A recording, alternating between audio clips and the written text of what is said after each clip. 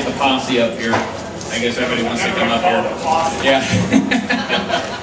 Anyway, thank you very much for letting me come up here, Linda. I appreciate that. I've met her, what, a couple weeks ago, whatever. And we're trying to keep from dropping guns and get her calls out here, get her message out and stuff. At any rate, I wanted to kind of give you a little bit of background about myself. I hope a lot of you can relate to this. I used to take the ostrich approach, which is where I buried my head in the sand. And I finally pulled out, a couple decades ago probably. And I started watching the news, and I started seeing what the politicians were doing. And forgive me, politicians, if I offend you, I really don't care. At any rate, I saw what they were doing, so I'd sit there and I'd yell at the TV. And my wife would look at me and say, "They can't hear you." Has anybody ever done that? Has anybody yelled at the TV? And then you were told that, well, they can't hear you, so I started yelling louder. And guess what? They still couldn't hear me. And I'm talking about the politicians not only at the state level, but also at the federal level up in Washington, D.C. They just couldn't hear me, and they weren't listening. I finally got to the point where I'm thinking, okay, well, maybe if I get together with a group of people like the Tea Partiers or the 912ers, and we could all yell together, maybe they'd hear us now. Guess what? I don't think they're hearing us now. So what I ended up doing is joining with a group of guys called Restore the Constitution, and we got guns in our hands and yelling, and I hope they can hear us now.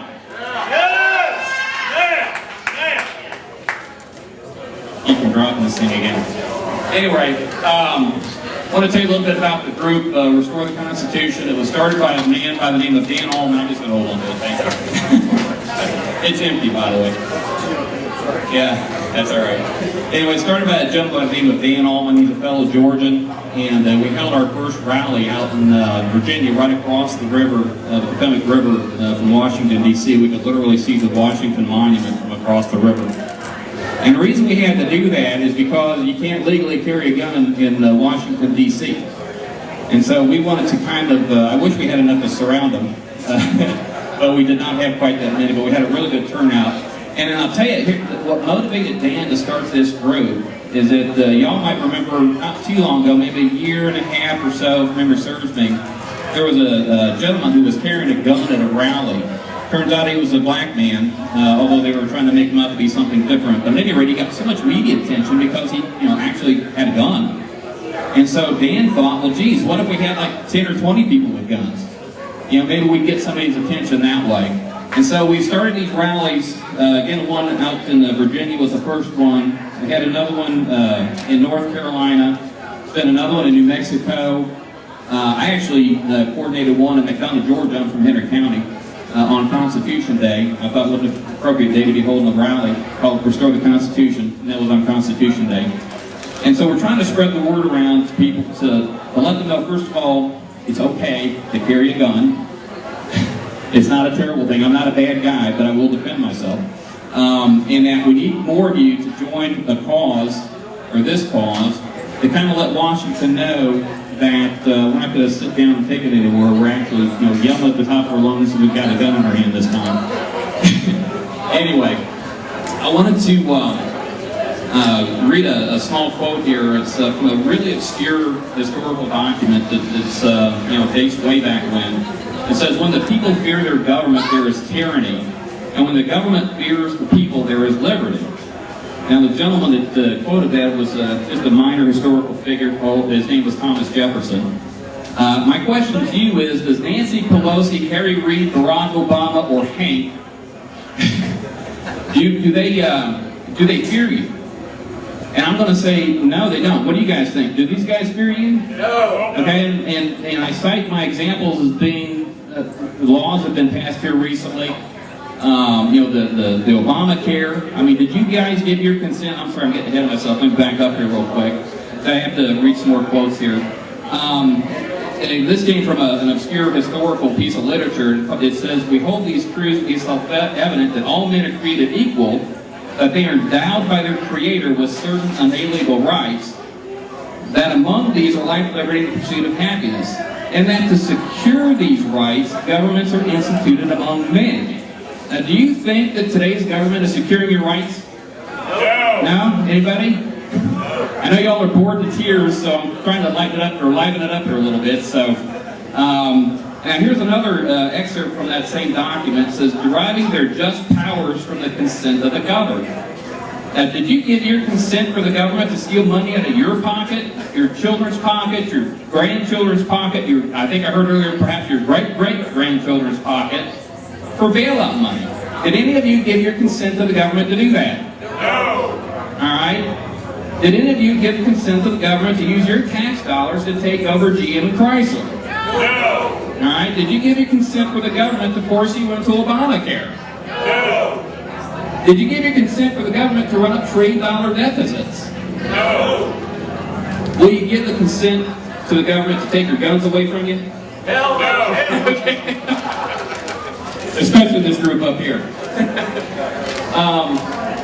And then I'll continue with this little another excerpt here, that whenever any form of government becomes destructive of these ends, it is the right of the people to alter or to abolish it and to institute new government. Now the question is how do you go about doing that? And I know what you guys are thinking. You got a whack job up here with a gun, and so he's going to go, waving his gun and trying to, start some war. And that is not at all what I have in mind. To be honest with you, I'm trying to prevent a war by doing this. The Constitution really provides for two methods to overturn this government.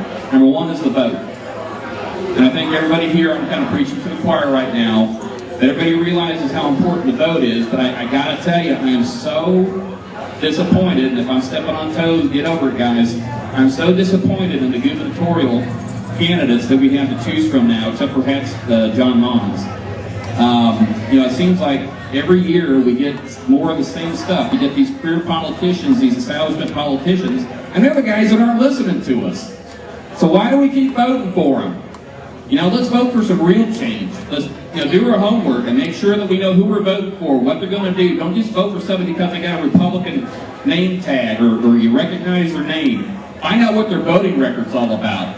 Make sure you put somebody in office that actually mentions the Constitution.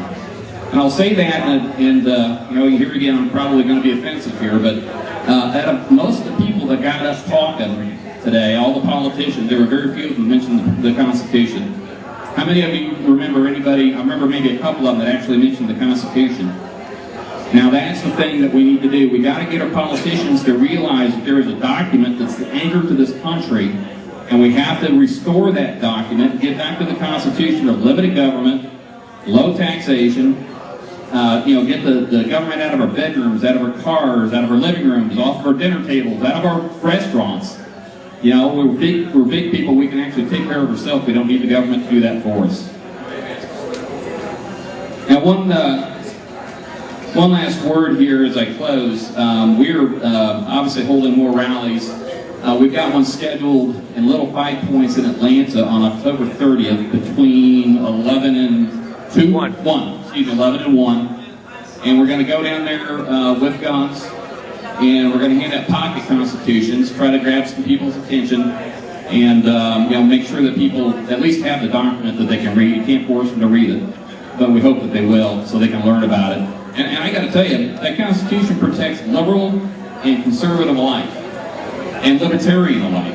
It protects us all, and the sooner we get back to it, and quit trying to tell each other how to live their lives, the more peaceful this is going to become.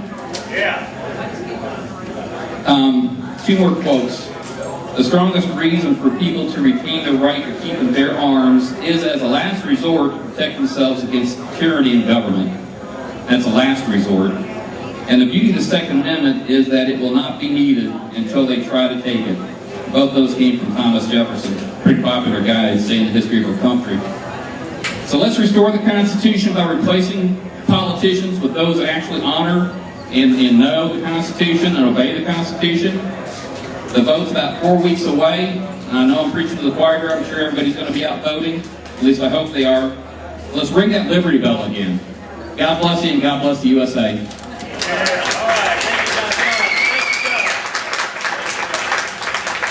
Thanks a lot, guys.